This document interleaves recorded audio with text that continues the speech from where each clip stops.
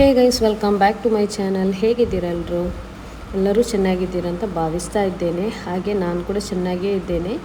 So ತುಂಬ ದಿವಸ ಆಯಿತು ಲಾಗ್ ಹಾಕದೆ ಎಲ್ಲ. ಯಾಕೋ ಮೂಡೂ ಇರಲ್ಲ, ಏನೋ ಒಂಥರ ಬ್ಯುಸಿಯಾಗಿ ಇದ್ದೇನೆ. ಸೊ ಇವತ್ತು ನಾನು ಲಾಗ್ ಜೊತೆ ಬಂದಿದ್ದೀನಿ. ಸೊ ವೆಲ್ಕಮ್ ಮಾಡ್ತಾಯಿದ್ದೀನಿ ನನ್ನ ಇವತ್ತಿನ ಲಾಗಿಗೆ.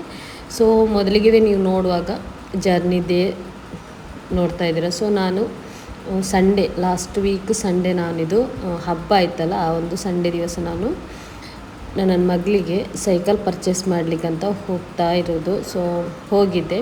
ಸೊ ಅವಳಿಗೆ 30ಗೆ ಬರ್ಡೇ. ಸೊ ನಮ್ಮ ಕಡೆಯಿಂದ ಒಂದು ಗಿಫ್ಟ್ ಇರಲಿ ಅಂತ. ಸೊ ಅವಳಿಗೆ ಸೈಕಲ್ ಇಲ್ಲ, ತುಂಬ ದಿವಸ ಆಯಿತು ಸೈಕಲ್ ಕೇಳ್ತಾ ಇರೋದು. ಸೊ ಅದಕ್ಕೆ ಅವಳಿಗೆ ಸೈಕಲ್ ತೆಗೆದುಕೊಡೋಣ ಅಂತ. ಯಾವ ಸೈಕಲ್ ತೆಗೆದಿದ್ದೀನಿ ಅಂತ ನಾನು ನೆಕ್ಸ್ಟ್ ಲಾಗಲ್ಲಿ, ಬರ್ಡೇ ಲಾಗಲ್ಲಿ ನಿಮಗೆ ಶೇರ್ ಮಾಡ್ತಾಯಿದ್ದೀನಿ. ಸೊ ಅದೆಲ್ಲ ಆದ ನಂತರ ನನಗೆ ಅವಳಿಗೆ ಕ್ಲೋತ್ ಮೆಟೀರಿಯಲ್ಸ್ ಎಲ್ಲ ಪರ್ಚೇಸ್ ಮಾಡಲಿಕ್ಕಿತ್ತು, ಸ್ಟಿಚಿಂಗ್ ಮಾಡಲಿಕ್ಕೆ. ಪ್ರಿನ್ಸೆಸ್ ಗೌನ್ ಸ್ಟಿಚಿಂಗ್ ಮಾಡೋಣ ಅಂತ. ಸೊ ನಾನಲ್ಲಿ ಮ್ಯಾಂಗ್ಳೂರಲ್ಲಿ ಪರಾಗಿದೆ ಅಲ್ವಾ, ಸೊ ಅಲ್ಲಿ ಹೋಗಿ ಅದನ್ನು ಕೂಡ ಬೈ ಮಾಡ್ತಾಯಿದ್ದೀನಿ. ಹಾಗೆ ಹೋಗುವಾಗ ರೋಡಿದ್ದೆಲ್ಲ ಫುಲ್ ಬಂದೇ ಇತ್ತು, ಎಲ್ಲ ಕಡೆ ಬಂದು. ಗ್ಯಾಸ್ದು ಪ್ರಾಬ್ಲಮ್ ಕೂಡ ಇದೆ. ಹಾಗೆ ಉಪವಾಸ ಹಬ್ಬ ಎಲ್ಲ ಆದ ನಂತರ ಒಂದು 6 days ಆದಮೇಲೆ ಓಪನ್ ಆಗೋದು ಮ್ಯಾಂಗ್ಳೂರಲ್ಲಿ ಜಾಸ್ತಿ. ಸೊ ಹಾಗೆ ನೋಡುವಾಗ ಎಲ್ಲ ಕಡೆ ಕ್ಲೋಸ್ ಆಗೇ ಇತ್ತು. ಸೊ ನಾವೀಗ ಸುಮ್ಮನೆ ಹೋಗ್ತಾ ಇದ್ದು, ಹೋಟೆಲೆಲ್ಲ ನೋಡ್ತಾ ಹೋಗೋದು. ಹೋಟೆಲೆಲ್ಲ ಕ್ಲೋಸ್ ಆಗಿತ್ತು, ಯಾವುದು ಕೂಡ ಓಪನ್ ಇರಲಿಲ್ಲ. ಸೊ ನಾನು ಹೋಗ್ತಾ ಇರೋದು, ನಾನು ನನ್ನ ಮಕ್ಕಳು ನನ್ನ ತಮ್ಮನ ಜೊತೆ ಹೋಗ್ತಾ ಇದ್ದೆ. ಅವನು ಅವತ್ತಿನ ದಿವಸ ರಜೆ ತೆಗೆದಿದ್ದ. ಸೊ ಅವನಿದ್ದಾನಲ್ಲ ಅಂತ ಅವನ ಜೊತೆ ಹೋಗಿದ್ವಿ. ಸೈಕಲಿಗೂ ಬೈ ಮಾಡಿದ್ವಿ. ಸೊ ಇವಾಗ ಅವಳಿಗೆ ಮೆಟೀರಿಯಲ್ ಯಾವ ಥರ ಬೇಕು, ಮೊದಲಿಗೆ ನಾನು ಪ್ಲ್ಯಾನಿಂಗ್ ಮಾಡಿದೆ, ಈ ಥರ ಬೇಕು, ಇದೇ ಕಲರ್ ಬೇಕಂತ. ಸೊ ನಾನು ಯಾವಾಗ ಆ ಥರ ಪ್ಲ್ಯಾನಿಂಗ್ ಮಾಡಿ ಹೋಗ್ತೀನಿ, ನಮಗೆ ಕಲರೇ ಸಿಗೋಲ್ಲ, ನಮಗೆ ಬೇಕಾದ ಕಲರ್ ಸಿಗೋಲ್ಲ. ಫೈನಲ್ ನಮಗೆ ಇವತ್ತು ನನ್ನ ಮಗಳಿಗೆ ಯಾವ ಥರ ಡ್ರೆಸ್ ಸ್ಟಿಚ್ ಮಾಡಬೇಕು, ಹೇಗಿದೆ, ಮೊದಲಿಗೆ ನಾನು ಡಿಸೈನ್ ನೋಡಿ ಪ್ಯಾಟರ್ನ್ ಕಲರ್ಸ್ ಎಲ್ಲ ನೋಡಿಟ್ಟಿದ್ದೆ. ಸೊ ಅದು ನನಗೆ ಸಿಕ್ತು, ತುಂಬಾ ಖುಷಿ ಆಗ್ತಾ ಇತ್ತು ಆ ಥರ ಸಿಗುವಾಗ. 30ಗೆ ಅವಳದು ಬರ್ಡೇ, 8 year ಕಂಪ್ಲೀಟ್ ಆಗುತ್ತೆ, ಮಾಶಾಲ್ಲ. ಸೊ ನಾನು ಅವತ್ತಿನ ದಿವಸ ಅವಳಿಗೆ ಏನು ಪಾರ್ಟಿ ಸೆಲೆಬ್ರೇಷನ್ ಏನು ಮಾಡಲ್ಲ. ಅವಳು ತುಂಬಾ ಆಸೆ ಸೆಲೆಬ್ರೇಷನ್ ಮಾಡಬೇಕಂತ. 8 ವರ್ಷದಲ್ಲಿ ನಾನು ಒಮ್ಮೆನೂ ಅವಳದು ಮಾಡ್ತಾಯಿದ್ದೆ. ನಮ್ಮ ಮನೆಗೆ ನಾನು ನನ್ನ ಮಕ್ಕಳು ಸೇರಿ ಮಾಡ್ತಾಯಿದ್ವಿ, ಜಾಸ್ತಿಯಾಗಿ ಏನು ಮಾಡ್ತಾ ಇರಲಿಲ್ಲ. ಅವಳದು ಏನಾದರೂ ಒಂದು ಪ್ರಾಬ್ಲಮ್ ಇರುತ್ತೆ ಅವಳ ಬರ್ಡೇ ಬರುವಾಗ.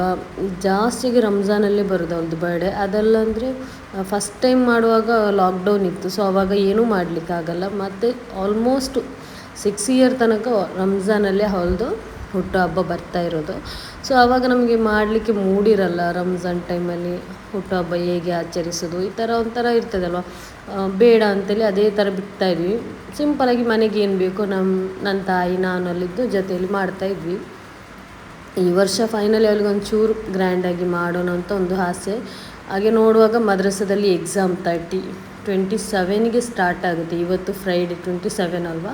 ಸೊ ಇವತ್ತು ಎಕ್ಸಾಮ್ ಸ್ಟಾರ್ಟ್ ಆಗುತ್ತೆ ಅವರಿಗೆ. ಸ್ಟಾರ್ಟ್ ಆದರೆ 31 ಇದೆ, 31 ತನಕ ಅವರಿಗೆ ಎಕ್ಸಾಮ್ ಇದೆ. ಸೊ ಆವಾಗ ಏನು ಆಗುತ್ತೆ, ನಮಗೆ ಈ 30ಗೆ ನಾವು ಸೆಲೆಬ್ರೇಷನ್ ಮಾಡುವಾಗ ಅವರಿಗೆ ಅದರದ್ದು ಏನು ಕಲಿಸಲಿಕ್ಕೆ ಕೂಡ ಆಗಲ್ಲ. ಎಕ್ಸಾಮ್ಗೆ ಕಲಿಬೇಕು. ಈ ಸೆಲೆಬ್ರೇಷನ್ ಮೂಡಲ್ಲಿರುವಾಗ ನಮಗೂ ಅವ್ರ ಹಿಂದೆ ಹೋಗೋಕ್ಕಾಗಲ್ಲ, ಆ್ಯಂಡ್ ಅವರಿಗೂ ಕೂಡ ಅದು ಕಲೀಲಿಕ್ಕೆ ಮನಸ್ಸಾಗಲ್ಲ. ಅದಕ್ಕೆ ಅವಳ ಹತ್ರ ಹೇಳಿದರೆ ನಾನು 1 ತಾರೀಕಿಗೆ ಮಾಡುವ, 31st ತನಕ ಇವರಿಗೆ ಎಕ್ಸಾಮ್ ಇರೋದ್ರಿಂದ ಏಪ್ರಿಲ್ 1ಕ್ಕೆ ನನ್ನೊಂದು ಸೆಲೆಬ್ರೇಷನ್ ಮಾಡ್ತೀನಿ ಅಂತ ಹೇಳ್ತಾಯಿದ್ದೀನಿ. ಕೇಳ್ತಾ ಇಲ್ಲ ಆ ದಿವಸನೇ ಮಾಡು ಅಂತ. ಆ ದಿವಸನೇ ಮಾಡಲಿಕ್ಕಾಗಲ್ಲ. ಸೊ ಅದಕ್ಕೆ ನಾನೇನಂತೆ ಏಪ್ರಿಲ್ 1ಗೆ ಮಾಡೋಣ ಅಂತ ಪ್ಲ್ಯಾನಿಂಗ್ ಹಾಕಿದ್ದೀನಿ. ಸೊ ಹಾಗೆ ನಾನು ಮೆಟೀರಿಯಲ್ ತೆಗೆದು ಅರ್ಧ ಸ್ಟಿಚ್ಚಿಂಗ್ ಕೂಡ ಆಗಿದೆ. ಸೊ ನಿಮ್ಮ ಜೊತೆ ಶೇರ್ ಮಾಡುವಾಗ ತುಂಬಾ ದಿವಸ ಇತ್ತು. ಅದೇ ಹೇಳ್ತಾ ಇದ್ನಲ್ಲ, ಬ್ಯುಸಿ ಇದ್ದೀನಿ. ಅದು ಬರ್ಡೇದು ನನಗೆ ಅವಳಿಗೆ ಏನು ಗಿಫ್ಟ್ ಪ್ರಿಪ್ರೇಷನ್ ಕೊಡೋದು, ಗಿಫ್ಟ್ ಯಾವ ಥರ ಮಾಡೋದು, ಈ ಥರ ಎಲ್ಲ ಒಂಥರ ಮೈಂಡಲ್ಲಿ ಇದೆ. ಅವಳಿಗೆ ತುಂಬಾ ಇಷ್ಟ ಗಿಫ್ಟ್ ಕೊಡೋದು, ಸರ್ಪ್ರೈಸಿಂಗ್ ಮಾಡೋದು. ಆ್ಯಕ್ಚುಲಿ ಅವಳು ನನ್ನ ಹಾಗೆ, ನನಗೂ ಕೂಡ ಹಾಗೆ ಸರ್ಪ್ರೈಸಿಂಗ್ ಗಿಫ್ಟ್ ಈ ಥರದ್ದೆಲ್ಲ ತುಂಬಾ ಇಷ್ಟ ಆಗುತ್ತೆ. ಸೊ ಏನು ಮತ್ತೆ ಅದಕ್ಕೆ ಅದನ್ನೆಲ್ಲ ಪ್ರಿಪ್ರೇಷನ್ ಮಾಡಲಿಕ್ಕೂ ಆಗಲ್ಲ. ಶಾಲೆ ಕೂಡ ರಜೆ ಸಿಕ್ಕಿದೆ ಮಕ್ಕಳಿಗೆ, ಅವರೆದುರಿಗೆ ಮಾಡೋಕ್ಕಾಗಲ್ಲ. ಮದ್ರಸಕ್ಕೆ ಹೋದ ಟೈಮಲ್ಲಿ ಮಾಡಬೇಕಂತ ಪ್ಲ್ಯಾನಿಂಗ್ ಹಾಕ್ತಾಯಿದ್ದೀನಿ. ಸರ್ಪ್ರೈಸಾಗಿ ಕೊಡೋಣ, ಗೊತ್ತಾಗಬಾರ್ದು ಏನು ನಾನು ಕೊಡ್ತಾಯಿದ್ದೀನಿ. ಅವಳಿಗೆ ಏನೇನು ಇಷ್ಟ ಅದನ್ನು ನಾನು ಚಿಕ್ಕ ಮಟ್ಟಿಗೆ ತಗೊಂಡಿದ್ದೀನಿ. ಹಾಗೆ ಅವಳ ತಂದೆ ಸೈಕಲ್ ತೆಗೆದು ಕೊಟ್ಟಿದ್ದಾರೆ. ಸೊ ನೋಡೋಣ ಏನೆಲ್ಲ ಆಗುತ್ತೆ ಅಂತ. ಅದು ನಾನು ವ್ಲಾಗ್ ನಿಮಗೆ ನಾನು ಇನ್ಶಾಲ್ಲ ಬರ್ಡೇ ಸೆಲೆಬ್ರೇಷನ್ ಮಾಡ್ತೀನಲ್ವ, ಆವಾಗಲೇ ನಾನು ನಿಮ್ಮ ಜೊತೆ ಶೇರ್ ಮಾಡ್ತೀನಿ. ಯಾವ ಥರ ನಾನು ಮೆಟೀರಿಯಲ್ ತೆಗೊಂಡೆ ಅವಳಿಗೆ, ಹೇಗೆ ಸ್ಟಿಚ್ ಮಾಡ್ತೀನಿ ಅದನ್ನೆಲ್ಲ ಆವಾಗಲೇ ನಾನು ತೋರಿಸ್ತೀನಿ. ಸೊ ಫೈನಲಿ ಇವಾಗ ನಾವು ಪರಾಗಿಗೆ ಹೋಗ್ತಾ ಇರೋದು. ಇದು ಸ್ಲೋದಲ್ಲಿ ಹೋಗೋದು, ಎಲ್ಲ ನೋಡ್ಕೊಂಡು ಹೋಗ್ತಾ ಇರುವ ಒಂದು ವೀಡಿಯೋಸ್. ಸೊ ಫೈನಲ್ ಪರಾಗಿ ಕೂಡ ನಾವು ರೀಚ್ ಆದ್ವಿ. ಅಲ್ಲಿ ಕೂಡ ತುಂಬಾ ಜಾಸ್ತಿ ಜನ ಏನಿರಲಿಲ್ಲ, ಬೇಗನೆ ಸಿಕ್ತು. ಎಲ್ಲ ನನಗೆ ಬೇಕಾದದ್ದು ಎಲ್ಲ ಅಲ್ಲಿಯೇ ಸಿಕ್ತು. ಸೊ ಅದು ಯಾವ ಕಲರ್ ತಗೊಂಡಿದೆಯಲ್ಲ ನಾನು ನೆಕ್ಸ್ಟ್ ವ್ಲಾಗಲ್ಲಿ ನಿಮಗೆ ಶೇರ್ ಮಾಡ್ತೀನಿ. ಇದರಲ್ಲಿ ಹಾಗೆ ರೆಸಿಪಿಯನ್ನು ನಾನು ಹಾಕ್ತಾ ಇಲ್ಲ, ನಾನು ಸ್ವಲ್ಪ ನಿಮ್ಮ ಜೊತೆ ನಾನು ಎಲ್ಲಿಗೆ ಹೋದೆ, ಏನು ಮಾಡ್ತಾಯಿದ್ದೀನಿ ಅದೊಂದು ಸ್ವಲ್ಪ ನಾನು ನಿಮ್ಮ ಜೊತೆ ಶೇರ್ ಮಾಡ್ತಿದ್ದೀನಿ. ನಾನು ಜಾಸ್ತಿ ತೊಕ್ಕೋಟಲ್ಲಿ ಇದಿರ್ತೆ ಏನಂದರೆ ಪರಾಗು ಕೂಡ, ಅಲ್ಲಿ ಕೂಡ ನಾನು ಬೈ ಮಾಡ್ತೀನಿ. ಬಟ್ ತೊಕ್ಕೋಟಿಂದಿಗೂ ಕಂಪೇರ್ ಮಾಡಿದರೆ ನಮ್ಮದು ಮ್ಯಾಂಗ್ಳೂರಲ್ಲಿ ಕಡಿಮೆ ಸಿಗುತ್ತೆ, ಕಡಿಮೆ ರೇಟಿಗೆ ನಮಗೆ ಈ ಥರ ಕ್ಲೋತ್ ಎಲ್ಲ ಸಿಗುತ್ತೆ ಅಂತ ನನಗೆ ಅನ್ನಿಸ್ತು. ಸೊ ಫೈನಲಿ ಮೆಟೀರಿಯಲ್ ತಗೊಂಡೆ, ಕಲರ್ ನೋಡ್ತಾ ಇದ್ದೀನಿ ಯಾವ ಕಲರ್ ತೆಗಿಬೇಕು ಏನು ಅಂತ. ಸೊ ತುಂಬ ಕೆಲವರು ಇದ್ದರು ನೋಡ್ತಾ ಇದ್ದು, ನಮಗೆ ನೋಡುವಾಗ ಕೂಡ ಯಾವ ತೆಗಿಬೇಕಂತ ಕನ್ಫ್ಯೂಸ್ ಆಗ್ತದೆ. ಅದಕ್ಕೆ ನಾನು ಮುಂಚೆನೇ ಪ್ಲ್ಯಾನಿಂಗ್ ಮಾಡಿ ಹೋಗೋದ್ರಿಂದ ನನಗೆ ಬೇಗನೆ ಇತ್ತು. ಸೊ ಅದನ್ನೆಲ್ಲ ಪರ್ಚೇಸ್ ಮಾಡಿ ರಿಟರ್ನ್ ಮನೆಗೆ ಹೋಗ್ತಾ ಇದ್ದು. ಒಂದು ಹೋಟೆಲ್ ಕೂಡ ಸಿಗಲಿಲ್ಲ. ಐಡಿಯಲ್ಗೆ ಹೋಗೋಣ ಅಂತಂದರೆ ಪಾರ್ಕಿಂಗ್ ಕೂಡ ಇರಲಿಲ್ಲ. ಸೊ ಲಾಸ್ಟಿಗೆ ಫೈನಲ್ ನಮ್ಮದು ಗೋಲ್ಡನ್ ಸ್ಪೂನ್ ಇದೆ ಅಲ್ವಾ ದೇರ್ಲೆಟ್ಟಲ್ಲಿ, ಸೊ ಅಲ್ಲಿಗೆ ಬಂದು ರೀಚ್ ಆದ್ವಿ. ಬಟ್ ಅಲ್ಲಿ ಕೂಡ ಹಾಗೇ ಎಲ್ಲ ಕ್ಲೋಸ್ ಇದೆ. ಅದು ನಮಗೆ ಸಂಜೆ 4 ಹೊತ್ತಿಗೆ ಅದು ಓಪನ್ ಆಗೋದು, ಮತ್ತು ಹಸಿವು ಆಗ್ತಾಯಿತ್ತು ಅಂತೇಳಿ ಮಕ್ಕಳು ಕೂಡ ಹೇಳ್ತಾಯಿದ್ರು. ಸೊ ಅವಾಗ ಏನು ಮಾಡಿದೆ, ಇಲ್ಲಿ ಏನಾದರೂ ಸ್ವಲ್ಪ ಸಿಂಪಲಾಗಿ ತಿಂದು ಹೋಗೋಣ ಅಂತ ಲೈಮ್ ಸೋಡಾ ಮತ್ತು ನಾನು ರೋಲ್ ತಗೊಂಡಿದ್ದೆ, ಚಿಕನ್ ರೋಲು. ಸೊ ನನ್ನ ತಮ್ಮ ಕೂಡ ಅದೇ ತಗೊಂಡ. ಇವರು ಪೊಟ್ಯಾಟೊ ಟ್ವಿಸ್ಟರ್ ಬರ್ತಲ್ಲ ಅದನ್ನು ತಗೊಂಡ್ರು. ಅದೆಲ್ಲ ತಿಂದು ನಾವು ಮನೆಗೆ ಬಂದ್ವಿ, ಮನೆಗೆ ರೀಚ್ ಆದ್ವಿ. ಇದು ನಾನು ಯಾವಾಗ ಅಂದರೆ ನಾನು